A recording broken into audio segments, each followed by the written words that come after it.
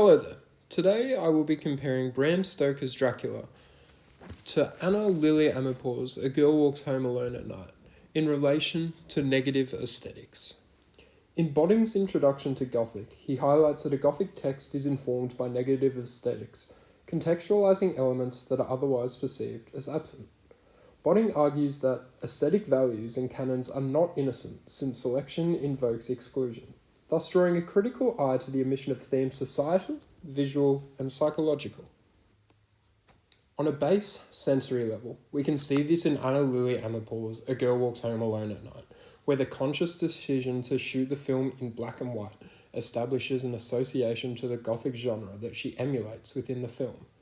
Gothic tales are often associated with having dark, ambiguous backdrops, like that of Castle Dracula, described as a vast, ruined castle from whose tall, black windows came no ray of light, and whose broken battlements showed a jagged line against the moonlit sky.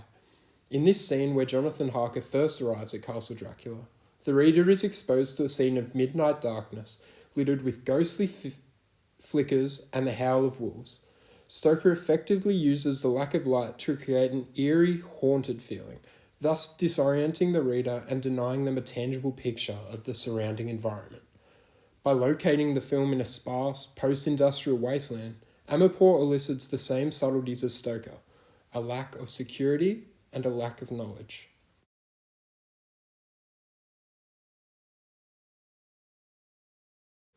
These Gothic aesthetics often lend themselves to a psychological feeling of powerlessness and disorientation.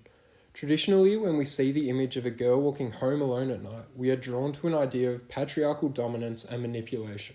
A woman walking home alone at night is a dangerous thing, especially in Amirpour's Bad City, a city where toxic masculinity and violence is symbolized by the criminals, drug dealers, and pimps who enforce their oppressive regime upon the more vulnerable. However, in a scene where Amirpour's unnamed anti-hero seemingly submits to Saeed's alluring seductions, she subverts expectations. Displaying two canine fangs, a stereotypically vampiric image, she attacks the pimp, biting off his finger and forcibly inserting the finger, a subliminal phallic image, into Saeed's own mouth. As Abdi and Calafel highlight, in making him suck the finger that she bit off, she not only symbolically castrates him, but also mimics a sexual dominance that he used against women.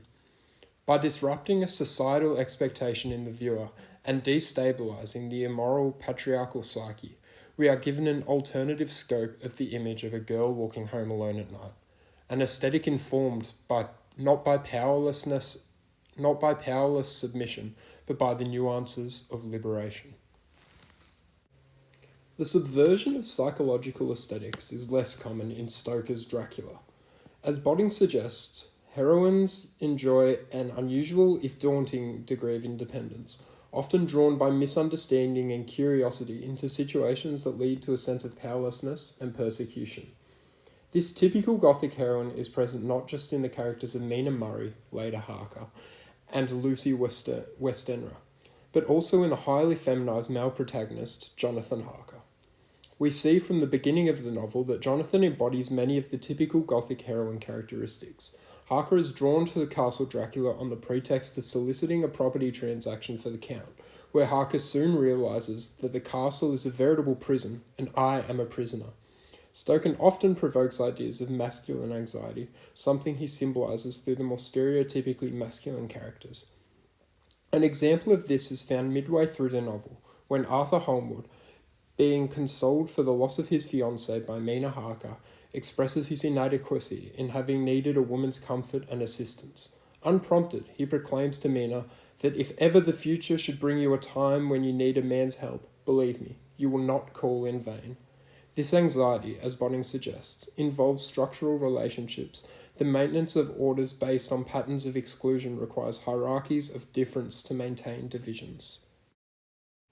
These gender-based nuances are especially intriguing when discussing the role of negative aesthetics. These themes operate ambivalently under the surface of the text. The aesthesis is more focused on, as per Botting, the dynamic interrelation of limit and transgression, prohibition and desire, suggesting that norms, limits, boundaries, and foundations are neither natural nor absolutely fixed or stable. Thus, while Amirpour's film subverts the viewer's feeling of disorientation and powerlessness, Stoker leans into the societal norm of the Victorian Gothic genre. Both Dracula and A Girl Walks Home Alone at Night elicit many different forms of negative aesthetic, though each text illustrates sparse and often hostile locations, where one challenges a genre type, another leans into it. Amirpour parodies the Gothic genre by disrupting the societal image of a powerless and threatened woman, whereas Stoker, in contextualizing masculine anxiety and the interrelation of limit and prohibition, successfully creates a level of hierarchical ambiguity. The relationship between these texts, though 117 years apart, takes the form of a spiral which no simple fraction can exhaust, as per Foucault, and leave the audience with a sense of haunting uncertainty. Thank you for listening to my presentation on negative aesthetics in relation to A Girl Walks Home Alone at Night by Anna Lily Amirpour and Bram Stoker's Dracula.